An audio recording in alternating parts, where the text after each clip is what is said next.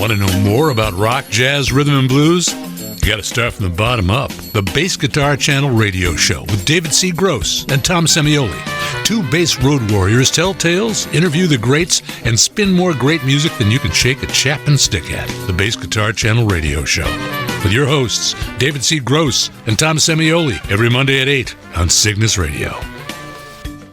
Hi, it's David Gross for the Bass Guitar Channel radio show. Thanks so much for tuning in. Tonight, along with head honcho for KnowYourBassPlayer.com, Tom Semioli, we have Michael Manring, fabulous bassist, solo artist, and all-around just great guy. It's the Bass Guitar Channel radio show on CygnusRadio.com. Hi, Tom. Hi, Michael. You're 9 years old. You got this Hofner Beetle bass.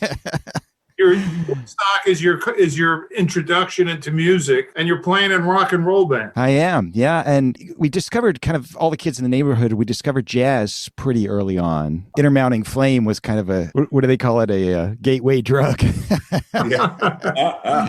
We just totally soaked that up and got into that whole world. The CTI recordings were huge then. Right, those were very influential, yeah. Anything we could afford, we just soaked it all up, all the fusion and the straight ahead, everything that was coming out. And I started playing upright bass when I was maybe 13, I think. Started playing upright bass. There you go. There yet another person who has started on electric and then went to the upright. Exactly. Yeah. Exactly.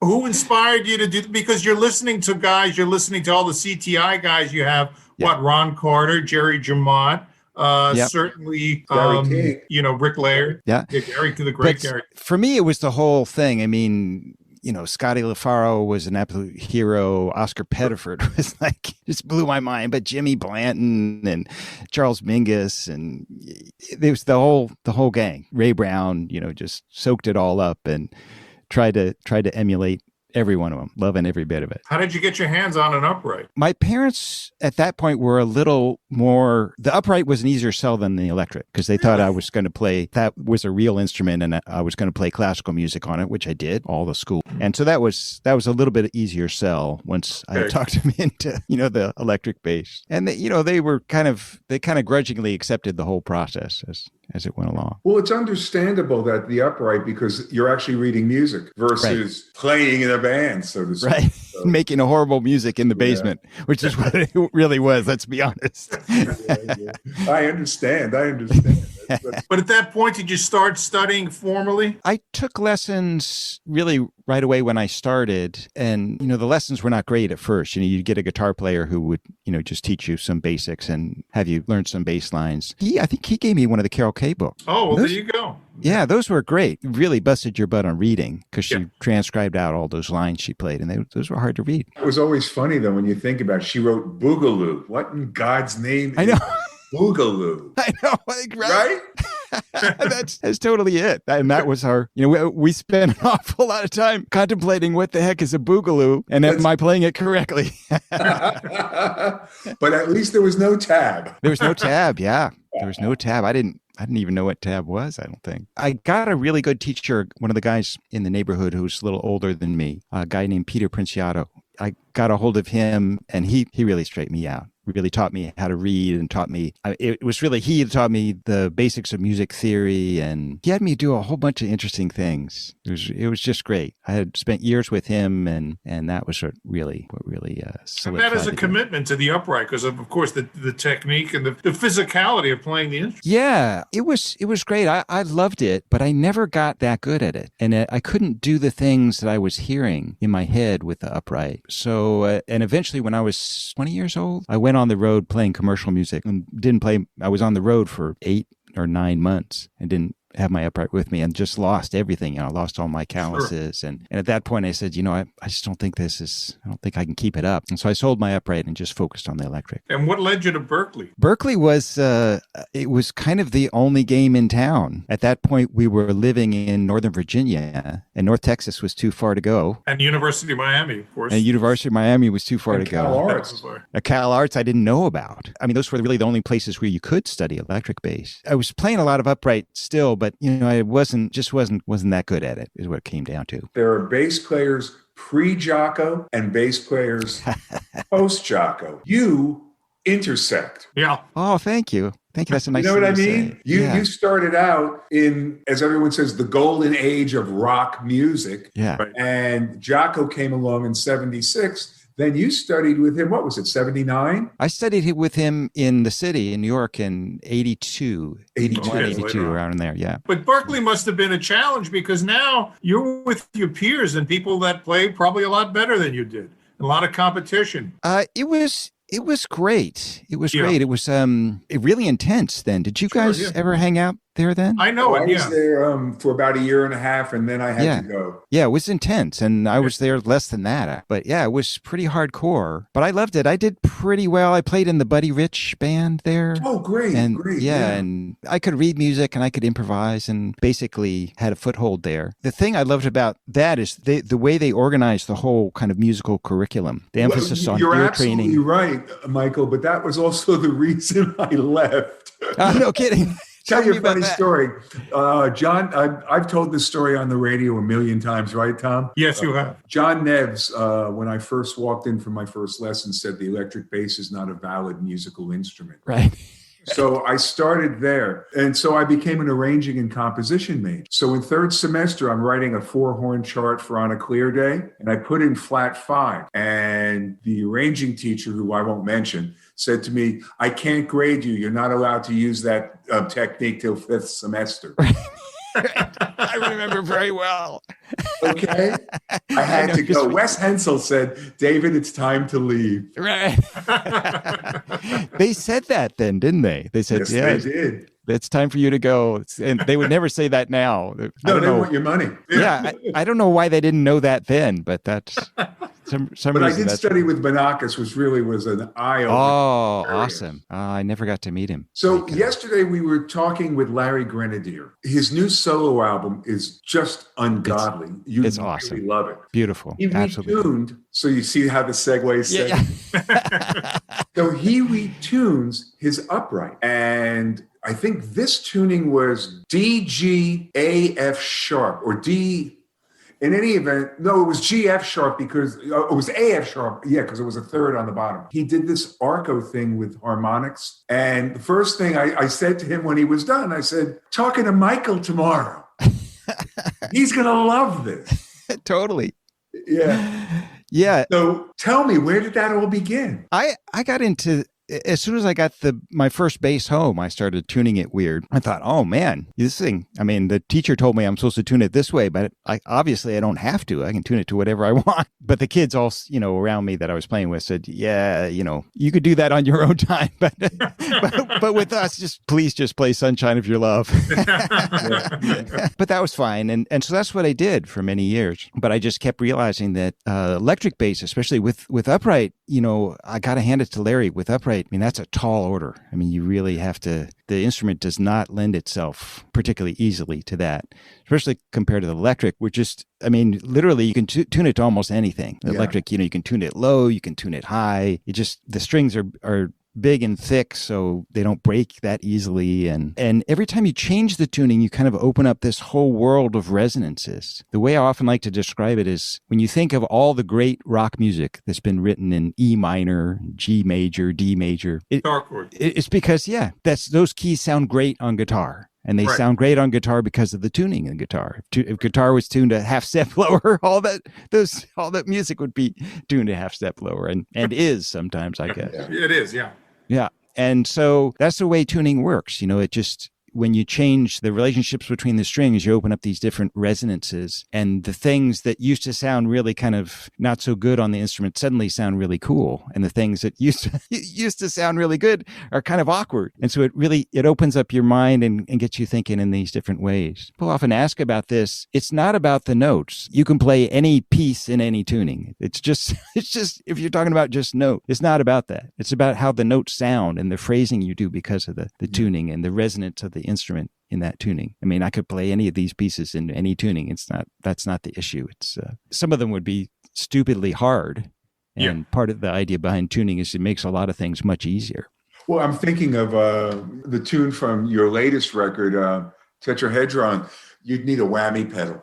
You can't even do it with a whammy pedal. You can't even do it with a whammy pedal because I'm not changing just the notes aren't moving in parallel. They're moving individually and in contrary motion at points. I had your very first records, so I've listened to you since, I guess, since it started, since the very first album. This really is your penultimate recording. I mean, you probably have favorites along the line, but when you listen to this Small Moments record, it's fabulous. And that tune in particular, it really strikes me. And I can see what you're doing when I'm listening. Oh, he had to move that one. Like, woo.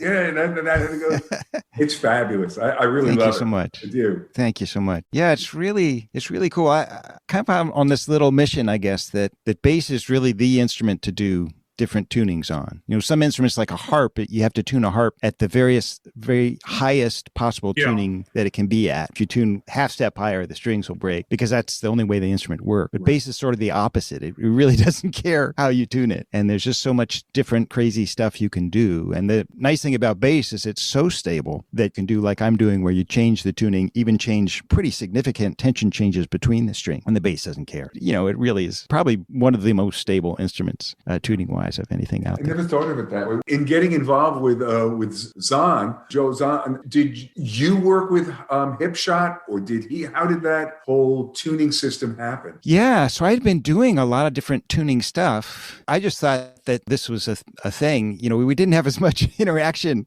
in those days as we have now. This was like late 70s, early 80s. And I just assumed this was something that a lot of people were doing. And I kind of felt, well, I should really try to step up my game a little bit with this and not just play in different tunings, but actually get into this dynamic tuning thing a little bit more where the tunings are moving and changing. I was trying to do it just with turning the tuning keys when I was playing. But you guys probably know that's difficult. That's material, yeah.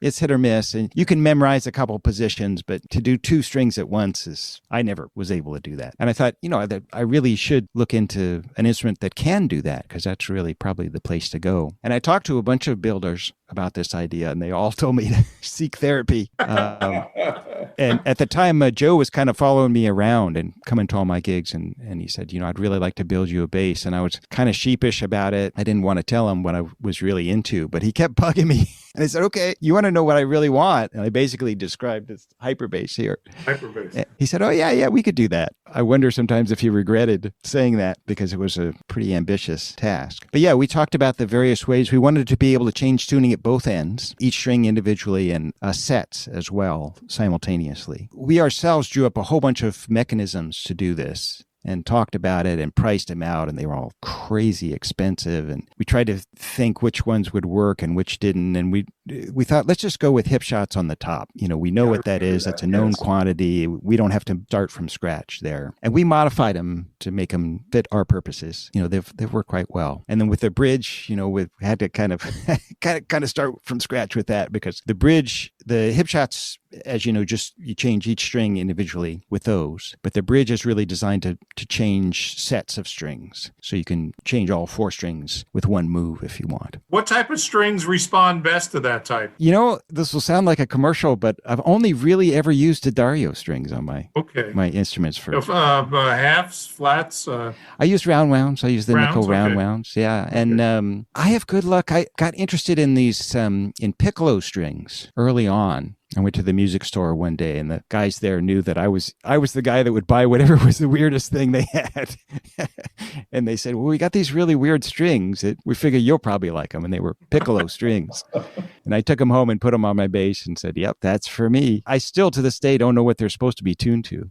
I don't really care. I use those on the hyperbass kind of all the time. I think maybe the regular strings actually are a little bit more tuning stable. Piccolo strings are takes a little longer to set up that instrument and keep it in tune when I'm really moving through a lot of tunings. But then again, I'm asking a lot of them. I've tuned them over a range of about an octave each string. It's really. Do you have a standard tuning that you start with?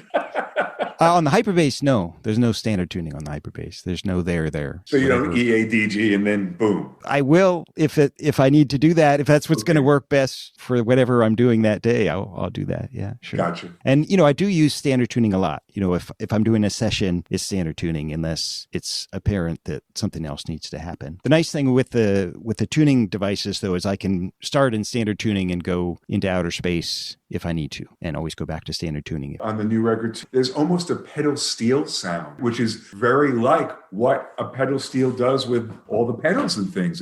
There's a great similarity. Yeah, I have pedal steel envy. I love the sound of that instrument. I just felt they shouldn't have all the fun. The pedal steel is an interesting instrument because, you can't isolate it. You don't do anything with your left hand but move the bar around. So it's a little more fun on bass, I think, in a way, because, you still have all this stuff you can do. On Small Moments, I also am changing tuning electronically. So that's what you're hearing as well. What you can do these days, I have an effect unit that they stopped making. It's the Roland VB99. And what you do with that, you have to have a special pickup on the instrument, separate pickup. So it picks up the sound of each string separately and processes the sound of each string separately. And then within the unit, it creates two virtual instruments, and they can be in any tuning you want. So you have the real tuning of the instrument, and then you have two additional tunings available to you. And the virtual tunings, I can change with continuous controllers any way I want. And so that's what I'm doing on a lot of the stuff. I'm changing the actual tuning of the bass and then changing the virtual instruments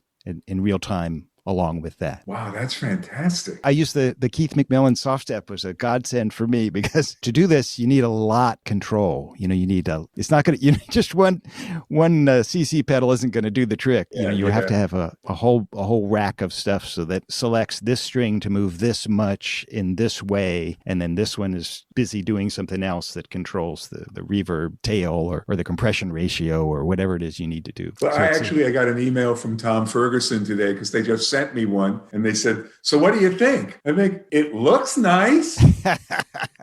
He says, do you have any questions? And I go, oh no. I said, I've read the manual.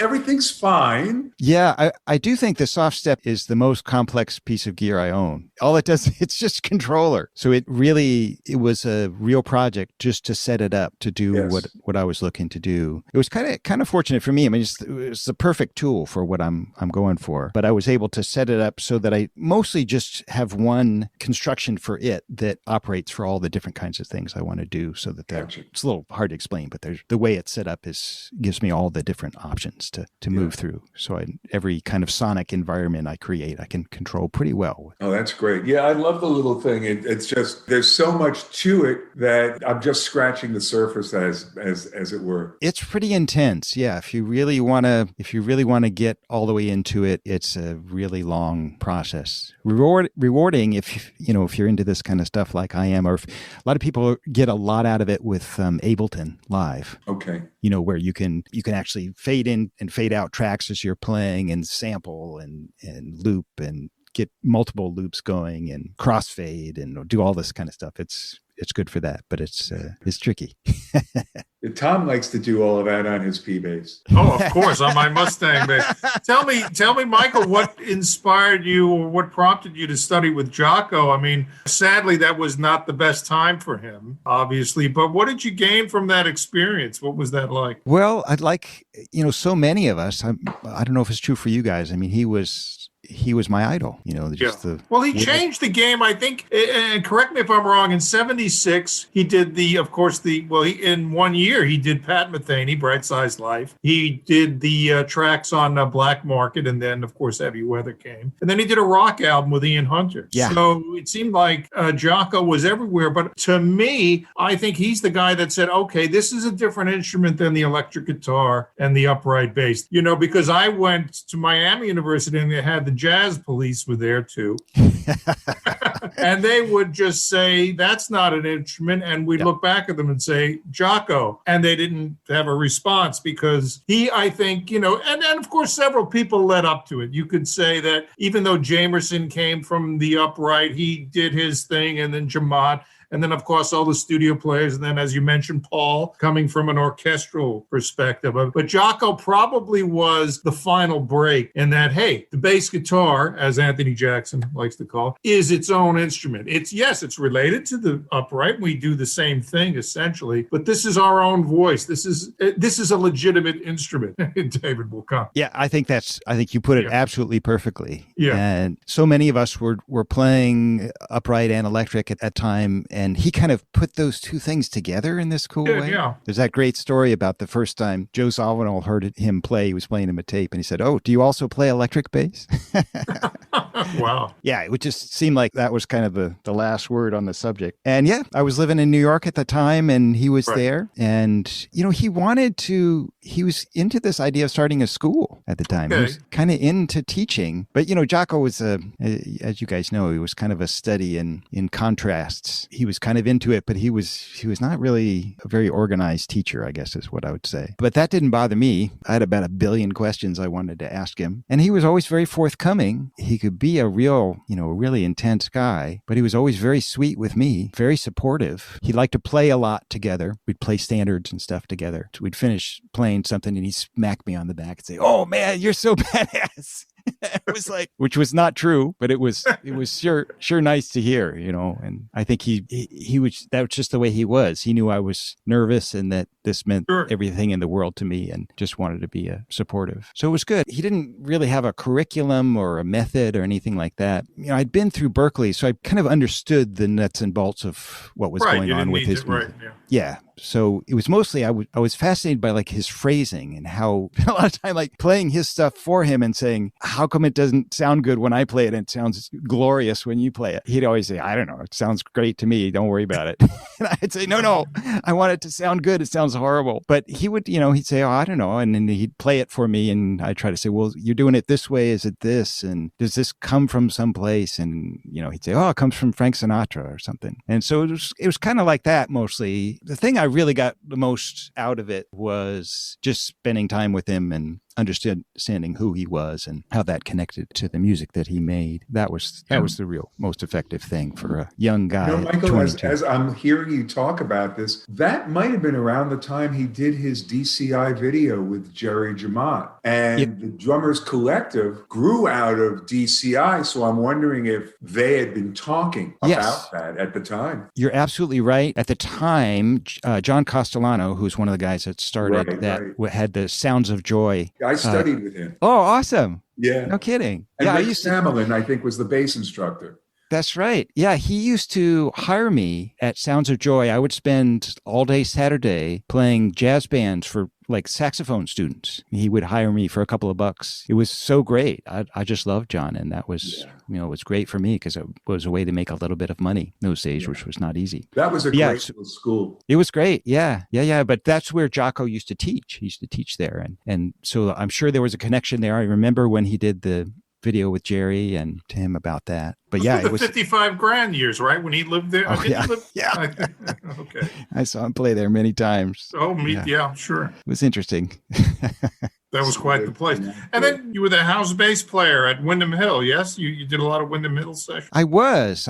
When I was living in New York, I had been doing some work here in California with these guys at Windham Hill, and they just took off. Right. Their whole thing just went crazy. It started selling gold records, which was unheard of for an independent record label at that time. Right. And so they were hiring me more and more, and they even asked me to do my own record with them. And so I moved out here to do that. That really felt like home to me. I love New York so much, but I never quite fit in all the way. It really felt good to be out here with all the weird people. It really felt like, okay, this is where I'm supposed to be. It's cold and dirty here. That's the problem. I don't know, but it's energy in New Yorker. So, and I miss that really high level of playing where you could just get together with, you could just throw a stone and hit a tenor player that could just, do things you can't believe, I miss that. What was your approach to session work? How do you felt that you enhanced what these artists were doing? Did you do research on the artists when you went to work with them? Yes. Good question. I had no idea what I was doing when I started. Yeah. I was really lucky to fall into it because they could have hired a lot of much more experienced people. And honestly, to this day, I don't know why they hired me. And I was just trying to do the best I could. I had been lucky in that I had been able to do some recording before I got involved in this. So I had some inkling of what I was getting myself into. I don't think it's experience people have anymore, but for us, it was such a shock when you first went into a studio. Right. It's a whole different approach. How did you get comfortable in the studio? Yeah, it took years. It took years. Just through doing so much recording and and sounding absolutely horrible for a long time. And I don't know why these people put up with me. Little by little, just, realizing that, you got to do this, and you got to play in tune, you got to play in time, and you have to play with the click if there's a click, and you got to be able to float if there's no click, and everybody's different. And yeah, so it's just really just doing it. Now, contrast that now in the Pro Tools era when everything can be cut and pasted. I mean, certainly it's great convenience. You can make a great record in your living room, but there's not the danger, you would say, of analog recording, where you had to get it right in a few takes. Yeah, you really did. And it was so expensive. Yeah, the pressure was kind of unbelievable because, you couldn't really make a record for less than maybe $20,000 kind of minimum. Yeah. And so you were really costing somebody a lot of money, even if you made one mistake. So you really wanted to be as right on as you could. And you kind of had to get everything right quickly. And yeah, you're right. It's a whole new ball game now. Do you think in terms of musicianship, it's the best of times or the worst of times? Because to be a studio player, to function in the studio, you really had to hone your chops. You really had to knuckle down. Whereas in Pro Tools, well, I'll fix that. It is kind of amazing. And for those of us who've come through it from, before there was even automation, right. The old way of doing things, it's, definitely was a learning curve. But I think you put it well, the Dickinsonian, the best of times and worst of times. Again, I like to be an optimist. I think all this stuff is kind of a big deal. I think it's a big deal. I think that what's happening with technology now is a major leap forward in music. The way I like to think about it is when you think about when the tempered keyboard was invented, just around the time of Bach. Bach actually tuned his own keyboards, and we don't know what he tuned them to exactly. When that tempered system was invented, that's what allowed the whole corpus of Western art music to exist. Suddenly now all 12 keys were equal and you could move between them. That sparked 500 years of incredible innovation and expression. I kind of think that what we have now, we're kind of at that kind of point with the whole how the electronic thing is working, that has the capability of sparking an equal kind of revolution in music. I think we'll have to think outside the box a little bit in order for that to happen, but that's what I like to do. Well, now, even to continue on that thread, think about it now with digital distribution. Now, you don't have to go through the gatekeeper of a record company. You can bring the music to the audience directly from the artist now. So, I mean, there are limitless possibilities in that sense. The only thing is that the marketplace or lack thereof is somewhat crowded. Yeah, it's a whole new world, and it's exciting. There's, as you say, there's good things about it. You can play backwards. You play backwards. I mean... Well, we used to take the tape, turn the tape upside down. Yeah, I remember doing that, and then you had to rewrite the music backwards in your head. Right. Transcribe yourself. But really, I mean, I have a great Michael Manring playlist on Spotify that picks and chooses things from all the work you've done. So thank you. And that exposes people to your music, whereas it's not like the old days we had to go to a record store and plunk down, $10 for an album. You've really hit on a really important point here. That's part of this whole process. It's not just what you do with sound. It's the way we're sharing ideas. Yeah. This really is a big deal. And I think guys of our generation can really understand this, that, if you want to hear something, you just go, just a couple of clicks and you can hear whatever it is, outtakes of Miles Davis relaxin' or, Selege music from Madagascar, or my passion is, Indian classical music of all kinds that, was just simply not available in any way when I was a kid, is now can compare those two things in 5 minutes. So that's a big deal to me. That's, there's so much information out there. And if we can put it all together in interesting ways, I think the possibilities are really thrilling. Now that we're on the Spotify list, why don't we get on the Tom and Dave list and start chatting about some of the tunes? How about, this is a beautiful song off of Michael Hedges' first record, Baby Toes. This, I think this might have been the first piece that we ever played together. I think we had met and Michael said, geez, I'm working on these guitar pieces, but I'd love to have you play on them. And he sent me a cassette, and I think this was the first one on there. Interesting. Yeah. It's a great tune. The next tune I picked, you were really into it at this point. If there's a definitive early Michael Manring sound, I think After the Gold Rush is really it. It's not Jocko. It's not Percy Jones. It's Michael Manring. It's right in the center of those two wide streams. Well, thank you for saying that. I've never liked that when I played on that. It was kind of a bad time for me. I was studying with Jocko at that point, actually, and it was this point where I was feeling really, really confused because he was my hero, and yet he was struggling so horribly at that point. Yeah. I mean, he was a disaster. I'd go see him play, and frankly, a lot of the show would be pretty horrible. Then there'd be 10 minutes that were like seraphic, and the rest of it would be meaning really... some of the Buffalo Roadhouse shows.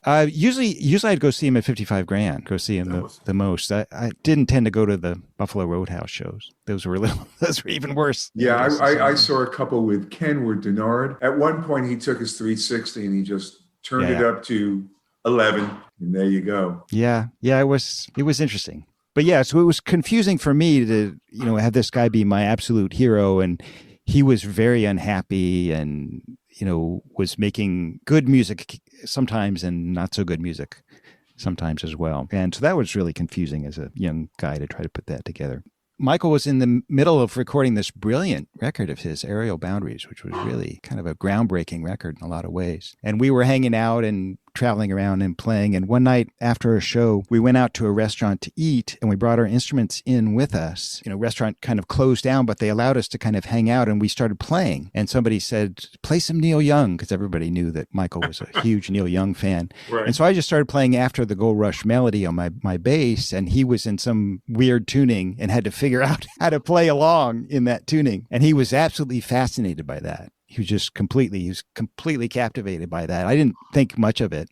It was getting pretty late at night at that point. And went to bed, and he woke me up the next morning and said, okay, we're going into the studio to record After the Gold Rush. I'm kind of bleary-eyed and like, what are we doing here?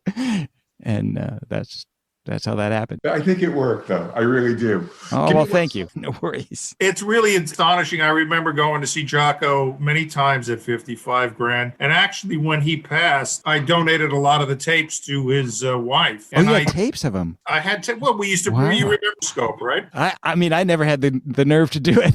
in that place you could walk in, and I actually think I taped him on his birthday concert. I think that might have come out as a CD with the one at in Fort Lauderdale. The Fort Lauderdale one. Oh, okay. Yeah, nice. I can't think of what that one was, but I mean the tragedy is, he had bipolar disorder. Yeah. In those days, they didn't diagnose that so readily, and the medication wasn't developed in that time, so. You'd think if he were alive today, he could have probably gotten help. I don't know. Jerry said he wouldn't stay on the medication. Is that right?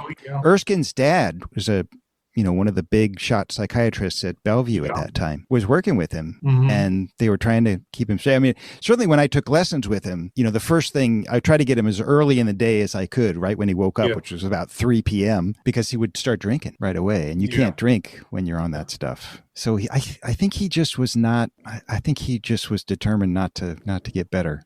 Yeah, I've known people who had suffered from the same illness, and they often say that the highs are so good and so powerful that you're willing to put up with the lows because it's and just being kind of steady, even state is just can't do it because you know what the highs are like. Yeah. I think that was probably where he was at. About 7 years ago, I was doing a charity called Music and Arts USA, where we were bringing musical instruments into the schools for free. And I had this idea of doing a benefit. So I linked in with Rex Brown of Pantera. I said, hey, I'm doing this benefit. You want to come in? He goes, yeah. If you can get me a plane ticket, I'll come. Got him a plane ticket. I then go, hey, Bobby Rondinelli from Quiet Riot, you want to come and do this? He was out in Long Island, so a lot cheaper. And then I call, hey, Alex, you're in Brooklyn now. You want to come and do this? So your old buddy, Alex Skolnick. Awesome. And the reason I'm saying this because, well, first of all, Attention Deficit was a great record. Thank you. But come on, anyone who names a song My Fellow Astronauts has all my love. I mean, that's just great. Thank you. Yeah, I mean, what fun that project was. That came about because after I had done the Windham Hill stuff for a while, I could tell it was time for a change, not only for me personally, but just the whole sort of new age thing was getting kind of old, and there weren't as many people coming to the shows, and, the writing was on the wall. And I thought, I want to do something completely different. And I talked the record company into letting me do a rock record, doing, kind of I guess what you'd call technical metal is what it is. But at the time, there was no such thing. For me, it was trying to blend what I had been doing, which was sort of mellow fusion jazz with, the thrash music that I was really enjoying as well, trying to put it all together. I wanted to try to get Bay Area guys to play on the record because there was a ton of great musicians at the time. And so I called up Alex Skolnick, who was playing in Testament, a great heavy metal band, Testament. And he was one of the guys I called, and Tim Alexander, who's a drummer from Primus, to be on some of the tracks. And the three of us just really hit it off. We just really got on. You know what, great. Michael? That record is funky. Yeah, thank you. So you know what I mean? I mean, it's almost got a New York groove. Now, Yeah, there's a little bit of that. We have a little bit of a New York connection with the band, so I think we could hang. But it's too weird to be anything. I think it was really good. We had, as I said, we had played on this solo record of mine as a trio, and that was great. And then we were doing some other stuff, and then somebody offered Alex actually a deal to do a trio record, and Alex asked me about it, and I said, "Oh man, we should do it with Tim, the three of us." And so we actually did 2 records as Attention Deficit for the company Magna Carta. We just had so much fun. Went to the new school jazz program. That's exactly right. Yeah, because he was a rocker, but really he's a very dedicated musician, and he wanted to understand jazz. Yeah. So he said, "Man, I'm going to New York. I'm going to immerse myself in this," and he did. He studied with Charlie Bonakis too. Yeah. Yeah. I know. He just really took it seriously, and it was great. I just loved playing with him because of that. To play rock and roll, you have to be a certain kind of person. Yeah. To really do it. Yeah, there's attitude. And he had all that, but at the same time could play jazz. It was great playing with him because of that. The way we often did stuff is one of us would bring in an idea in some form, whether it was something written down, sometimes just a concept. We were doing a lot of looping at that time, so maybe it was a loop idea. But this was something I had recorded on my 10-string bass here. So it's 5 sets of 2, and I tune it, to completely crazy things. And so I brought in this track of just me playing the 10-string and a click, and then we played along to that. As a trio, we played along to that. Interesting. So what you hear it starting with is just me on the 10-string by itself. It's a great tune, and love it. The next tune, it's kind of sad, but I thought we needed to do it. Thing you did with Jim and Grant. Oh, yeah. Right. I just think we give Jim his kudos. Yeah, we just lost Jim Stinnett, a really great bass instructor and an amazing bassist. Yeah. I just love playing with Jim. He's one of those guys, if you just heard him play, you think, that guy's good. But when you sat down and played with him, it's like, oh my God. I mean, this is really amazing. He did that wonderful Paul Chambers book. He did. I mean, he's got to be had to have been one of the world's foremost authorities on Paul Chambers. Just knew everything about him. His enthusiasm for Paul Chambers was infectious. That's a good thing. Yeah. And the tune that I picked from that record, I really like it. It's Mr. Gordon. That's right. That was a tune that Jim wrote for Mike Gordon, the bass player from Fish. Was a friend of his. And that was one that I'm pretty sure that's one that what you're hearing is of me is the first time I ever heard the tune. They were doing a lot of that where they'd have something come in and say, "Can you play on this?" And they turn it on and press record. And I do my best to play along. I think that's what we did with Mr. Gordon. Great. That's a good one, though. It's a good one. And like I said, we're going to give Jim our kudos. Absolutely. Oh, another similar in some respects to Attention Deficit was Sad Happy. Right.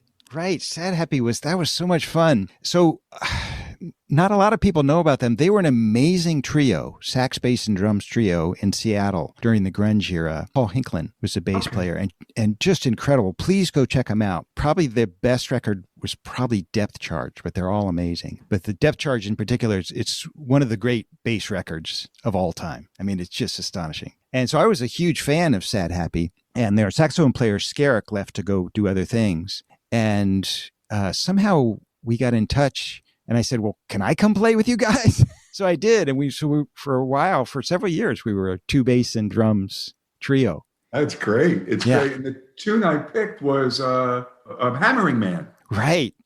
This at that point, Paul, we're both playing bass, but he was also really into kind of spoken word stuff that often he would just come up with off the top of his head. And this is one of his spoken word poems. And then Evan, the drummer, was also into production and processing, and we would jam, and then he would take all the stuff and put it together in interesting ways. It came out well, I think. This is David Gross, along with Tom Semioli and Michael Manring, for the Bass Guitar Radio Show on CygnusRadio.com. I was thinking Turtle Island, War is Over, the John Lennon tune. Yeah, that was a pleasure. That was really a pleasure. That was something that Tracy Silverman put together. Tracy's an amazing musician, plays violin, plays 6-string electric violin. It's really his thing. He's pretty incredible all around. He kind of has an amazing ability to cross genres. There's several great composers who've written concertos for him, actually, specifically for him, which is quite an honor. John Adams wrote one, and Terry Riley wrote a concerto for him. It's really quite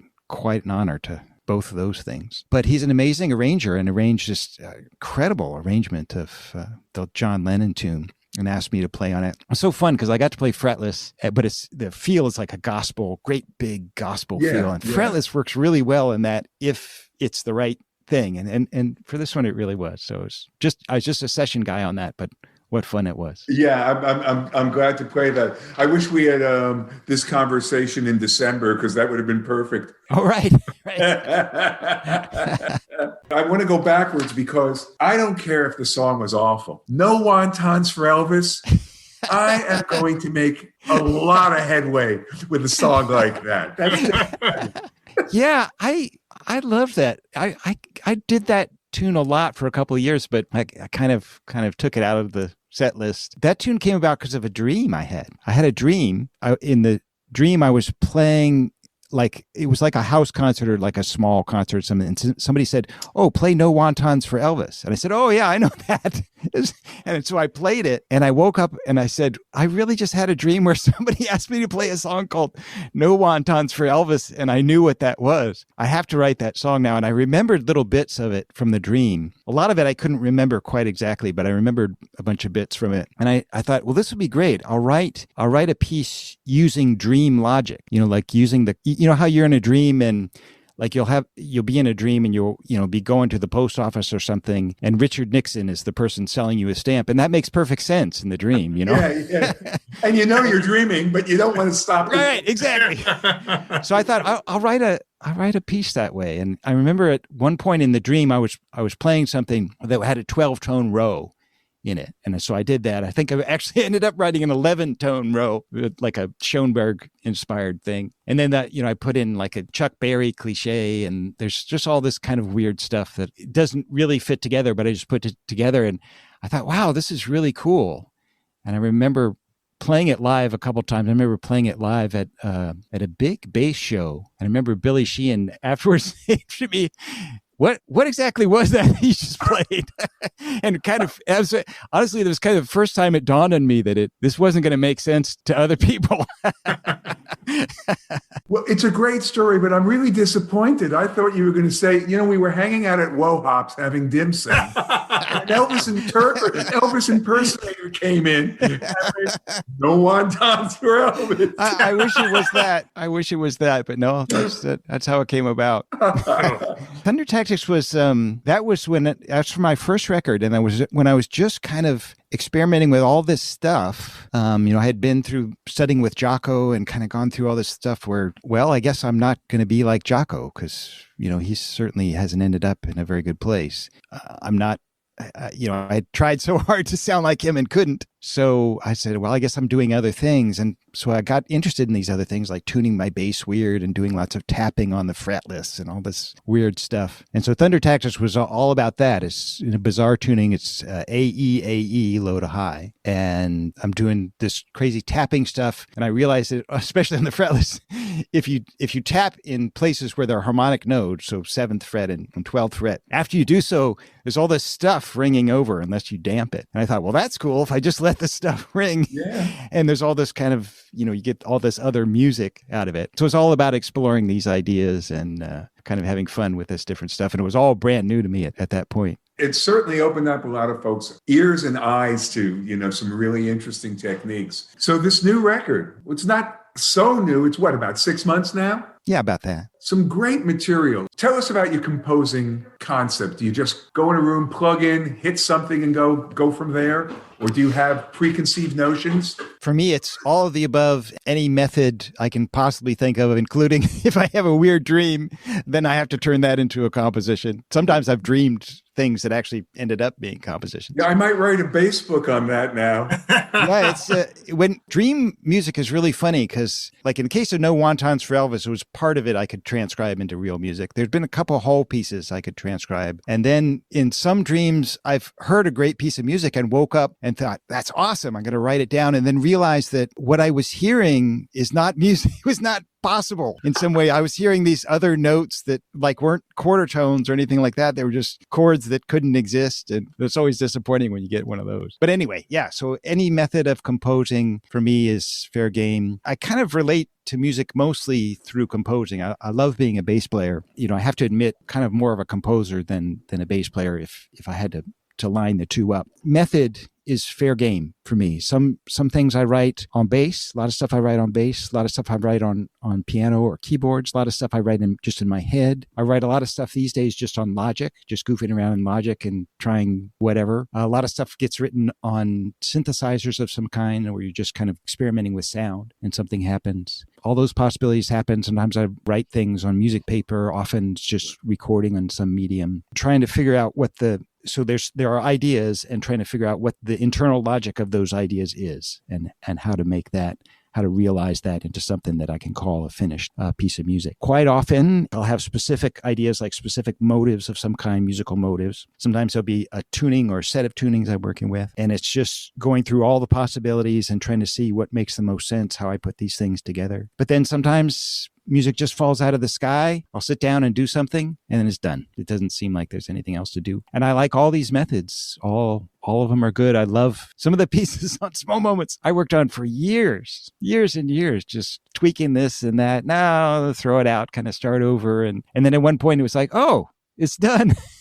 There's a tune on there called Sardonic Grin. And I called it that because this was one of those, it was just years. I don't know, 7 years or something. I had been kind of fiddling with these ideas and kind of goofing around with this and that. I kind of knew what I wanted to do, but wasn't sure. And I was, it was kind of starting to fall together. And I was standing on the beach in Sardinia, in the island of Sardinia. I'd been invited there to play a jazz festival. And suddenly the last piece of the puzzle came together in this beautiful beach. I don't know if you've ever been to Sardinia, but it's really one of the most beautiful places on earth. And so I'll always associate it, because I really wasn't sure up until that point that this piece was going to work. But at that moment, it all came together. And I didn't even have my bass or anything. I was just standing there. It's like, oh, right. Okay, that makes sense. Now it all fits together. We have to do a quick gear run through because obviously you have more bases than Dones has pills.